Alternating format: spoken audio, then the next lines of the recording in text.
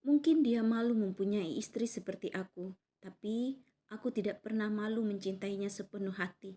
Itulah perbedaan antara aku dan dia. Pernikahan ini sudah berlangsung 3 tahun, namun aku tidak pernah menggunakan riasan di wajahku seperti wanita yang lainnya.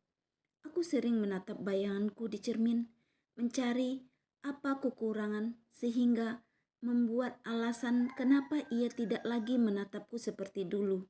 Tapi setelah perceraianku dengan suami, aku mencoba merias halus wajahku. Iya, kebetulan hari itu aku ingin hadir di pesta pernikahan sahabatku. Aku bertekad untuk membuat diriku secantik mungkin. Bukan karena ingin mencari perhatian, tapi aku hanya ingin menghibur diriku sendiri. Tapi temanku bilang aku seperti selebriti yang sangat memukau. Banyak orang yang hadir di pesta itu.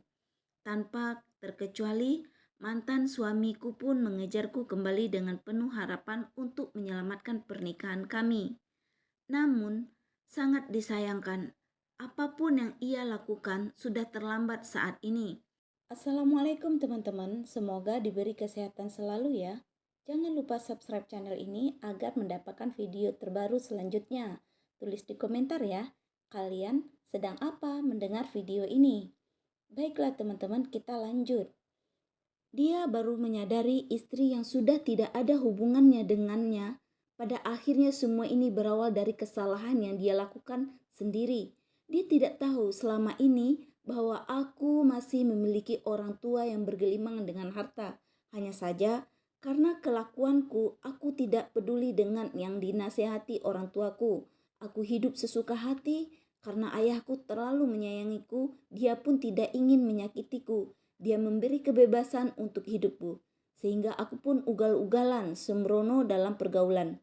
3 tahun selama menikah, aku bekerja keras tanpa mengeluh. Di rumah mertua pun sangat kejam kepadaku. Setiap hari dia selalu membuat aku menangis. Sementara itu suamiku pun juga diam-diam membuatku menjadi ibu rumah tangga yang lusuh. Padahal dia seorang direktur di perusahaan terbesar. Dia pun jarang pulang ke rumah. Meskipun dia sering mengabaikanku seperti ini, namun aku tetap mencintainya tanpa henti. Pada hari itu, aku pergi keluar rumah membeli sayur. Tiba-tiba melihat suami duduk di dalam mobil bersama seorang wanita bintang terkenal.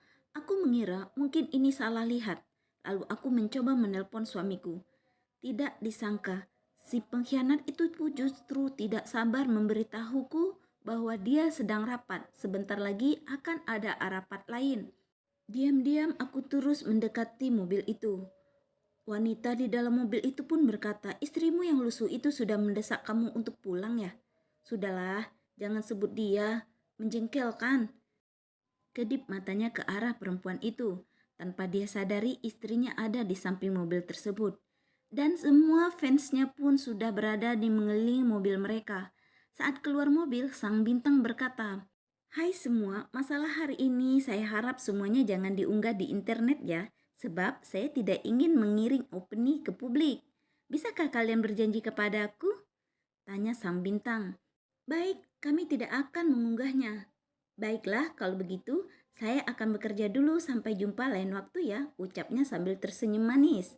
Aku hanya bisa terdiam dan bersabar. Sepulang dari pasar, ibu mertua pun langsung marah-marah dan menabok pipiku. "Kamu sangat tidak berguna. Dari tadi kamu pergi membeli sayur sampai selarut ini, baru kembali," ucap mertuaku. "Kamu juga belum memasak. Apa kamu ingin membuat aku mati kelaparan?" bentaknya lagi. Aku hanya bisa menangis dan terdiam dengan perlakuan mertuaku. Aku ingin bercerita dan menjelaskan semuanya kepada mertuaku.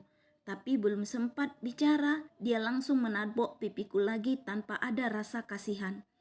"Kamu belum tahu ya, siapa Dewi Puspita bintang terpopuler itu. Asal kamu tahu ya, kami akan pergi ke acara nanti malam. Dia adalah bintang terkenal." Aku sangat sedih. Ternyata benar. Aku lihat tadi itu benar-benar bintang populer itu. Lalu aku bertanya kepada ibu mertua, "Ibu, di mana suamiku? Aku ingin bertanya langsung kepadanya." apa yang ibu ucapkan ini benar atau tidak. Apa lagi yang ingin kamu dengar? Jawab suamiku, kebetulan ia baru saja pulang. Tadi siang aku melihat orang-orang mengelilingi mobil Dewi Puspita, sang bintang terpopuler itu. Apakah itu benaran kamu yang bersamanya? Tanyaku. Lalu suamiku pun diam dan tersenyum. Aku benar-benar sedih. Tanpa ada rasa bersalah sedikit pun di wajahnya. Apakah kamu masih ingat janji kita di awal? Ucapku. Suamiku menjawab, iya, itu dulu. Kamu masih muda dan cantik. Tapi sekarang lihatlah dirimu. Setiap hari berantakan. Apakah kamu pantas berdiri di sampingku? Ucapannya sangat menyakitkan. Mas, kamu bilang apa? Aku seperti ini. Aku sibuk mengurus rumah. Semua pekerjaanku kerjakan semuanya. Dan sekarang kamu bilang aku wanita yang lusuh. Lalu mertuaku pun bilang, kamu adalah orang yang tidak berguna. Apa yang telah kamu lakukan untuk anakku? Tanya mertuaku, dan dia pun memberikan surat cerai yang harus kutandatangani. Aku tidak menyangka suamiku benar-benar sudah berubah. Dulu dia selalu bicara tenang tentang masa depan kita bersama. Tentang rumah tangga yang kecil penuh tawa dan menua bersama. Tapi entah sejak kapan mimpi-mimpi itu mulai memudar. Tatapannya terhadapku pun sudah tidak lagi hangat. Senyum pun tidak ada lagi ditunjukkan kepadaku. Perhatian yang kecil dulu sering membuatku merasa berharga, kini sudah tidak ada lagi. Dan dari situlah aku mulai merasakan jarak, tapi bukan jarak yang diukur dengan langkah. Dalam hati pun aku mulai mengerti, mungkin dia malu punya istri seperti aku. Namun aku tidak akan pernah malu mencintainya. Dan aku tidak pernah lelah menyebut namanya dalam doaku. Tapi takdir berkata lain, perpisahan juga yang terjadi dalam rumah tanggaku. Ternyata benar kata orang, laki-laki akan diuji kesetiaannya dengan kesuksesannya. Semoga bisa jadi inspirasi. Jangan lupa subscribe ya teman-teman. Tulis di komentar di mana kotamu. Wassalamualaikum warahmatullahi wabarakatuh.